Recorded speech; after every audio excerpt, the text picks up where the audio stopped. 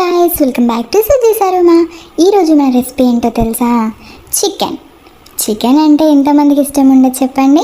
అందులో ఈ chicken gravy curry ఒక్కసారి ట్రై చేశారంటే మీరు ఇంట్లోనే హ్యాపీగా ఎంజాయ్ చేసుకుంటూ తినేయచ్చు. నేను చూపిస్తున్న విధంగా 500 grams ఆఫ్ చికెన్ని క్లీన్గా ఫ్రెష్ చేసుకొని అందులో సాల్ట్, టర్మరిక్ అండ్ అల్లం వెల్లుల్లి paste, chilli powder, coriander powder and లాస్ట్లో లెమన్ కూడా యాడ్ చేసి ఇలా మ్యారినేట్ చేసి ఒక హాఫ్ అన్ అవర్ పాటు డీప్ ఫ్రిడ్జ్లో అయితే పెట్టుకోవాలి. ఇప్పుడు కడాయి పెట్టుకొని స్టవ్ ఆన్ చేసుకొని అందులో ఆయిల్ హీట్ చేసుకొని బగారాకు, పచ్చిమిర్చి, ఆనియన్స్ కూడా వేసి లైట్ గోల్డెన్ వచ్చే వరకు ఫ్రై చేసుకోవాలి.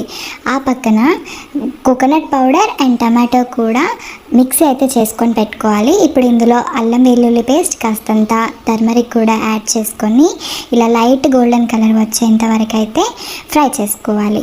ఇప్పుడు అందులో కాస్తంత పుదీనా కూడా వేసుకుంటే ఫ్లేవర్ అనేది చాలా బాగుంటుంది. అండ్ ఇప్పుడు మనం ముందుగా మ్యారినేట్ చేసి పెట్టుకున్న చికెన్ కూడా ఇందులో యాడ్ చేస్తున్నా.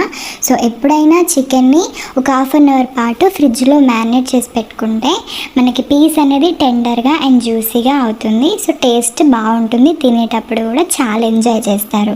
సో ఇక్కడ కుక్ అయిపోతున్నట్టే ఉంది చికెన్.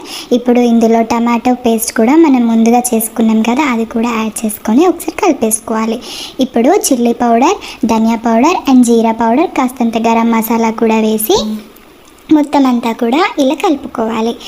ఆ తర్వాత లిడ్ క్లోజ్ చేసి 5 minutes తర్వాత ఓపెన్ చేసి ఒక 1 glass ఆఫ్ వాటర్ అయితే యాడ్ చేసుకొని ఇలా ఒకసారి కుక్ అయ్యాక లాస్ట్లో కొరియాండర్ లీవ్స్ కూడా యాడ్ చేసుకొని ఒకసారి మొత్తం అంతా కలిపి దగ్గరికి వచ్చాక మనం సర్వ్ చేసుకుంటే ఎంతో టేస్టీగా మనం ఇంట్లోనే చికెన్ గ్రేవీ కర్రీ అయితే ఇప్పుడు దీన్ని నేను బగారా రైస్తో సర్వ్ చేసుకున్నా. మీరు బగారా రైస్ ఆర్ చపాతీతో అయినా కూడా తినొచ్చు, చాలా టేస్టీగా ఉంటుంది. అండ్ ఇంట్లో డెఫినెట్గా ట్రై చేయండి. Hope you like it. Please subscribe my channel. Thank you.